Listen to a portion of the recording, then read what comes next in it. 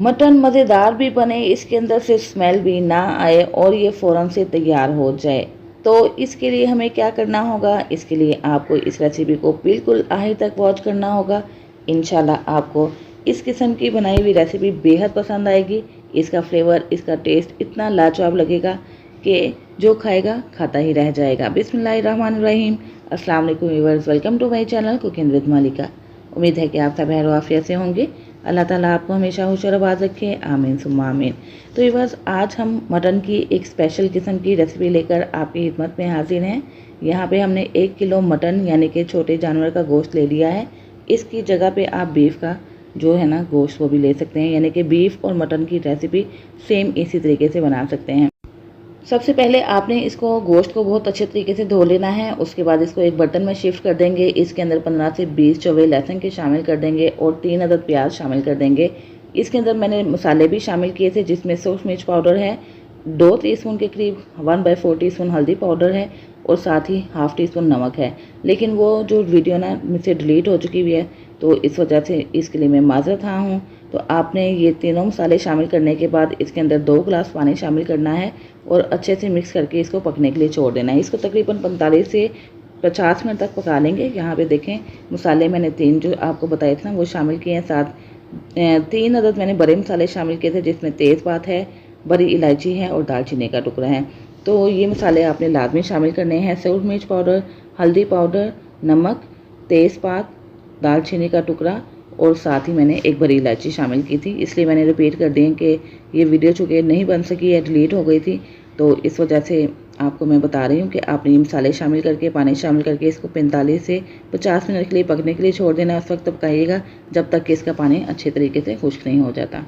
और उसके बाद हमने इसके अंदर हाफ़ कप के करीब कुकिंग ऑयल शामिल कर दिया है। ऑयल शामिल करने के बाद इसको अच्छे तरीके से भून लेंगे। इतना भूनेंगे कि जितना भी इसका ऑयल है ना ये सेपरेट हो जाए। यहाँ पे हमने ले लिया था 1.5 इंच अदरक का टुकड़ा और 4 से 5 अदद हरी मिर्चें ले ली थी। इन दोनों का हमने पेस्ट बना लिया है। अब आपने जैसे ही आप गोश्त को भून लेंगे ना, उसके बाद आपने ये पेस्ट शामिल कर देनी है हरी मिर्च और अदरक की। इस स्टेज पे आके शामिल करेंगे तो बहुत ही कमाल का फ्लेवर आएगा।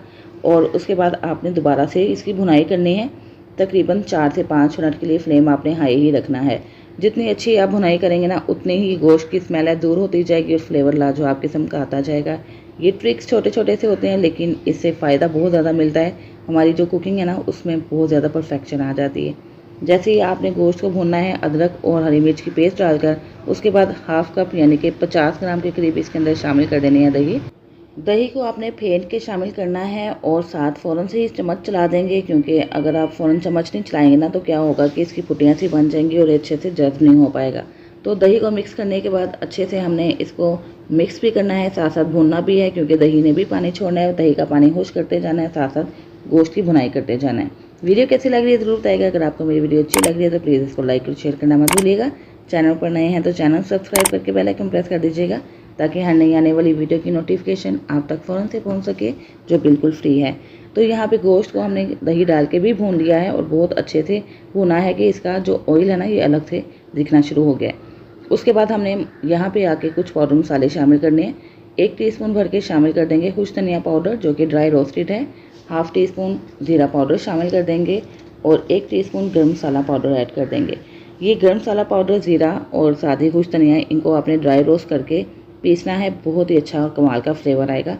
उसके बाद हमने क्या करना है, दोबारा से इसकी भुनाई करेंगे और गोश्त की कंडीशन भी चेक करेंगे। अगर तो गोश्त आपका 100% तक गल चुका है तो वेल एंड गुड। अगर गोश्त नहीं गला है तो आपने इसके अंदर पानी शामिल करके इसको दम पे 15 से 20 मिनट के लिए या 25 से 30 मिनट के लिए रख दीजिएगा। उस वक्त तक रखिएगा जब तक कि गोश्त अच्छे तरीके से गल नहीं जाता। और यहाँ पे गोश्त को भुने हुए काफ़ी टाइम हो चुका है और मैंने गोश्त की कंडीशन भी चेक की है। ये काफ़ी अच्छे से गल चुका है, बहुत अच्छे से भुन चुका है। मज़ेदार सा मटन मसाला गोश्त तैयार हो चुका है। इसको भुना गोश्त भी आप कह सकते हैं। खुशबूदार भी है, लजीज भी है, मज़ेदार भी है।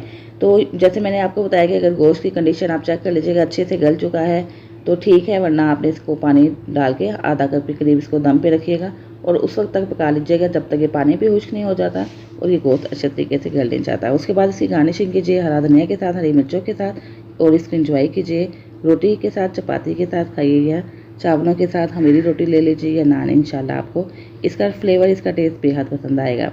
इसके साथ ही बस इजाज़त दीजिए, फिर हाजिर होंगी इंशाल्लाह एक नई वीडियो के साथ। अपना बहुत सा ख्याल रखिएगा, मुझे भी दुआओं में याद रखिएगा। अल्लाह हाफ़िज़।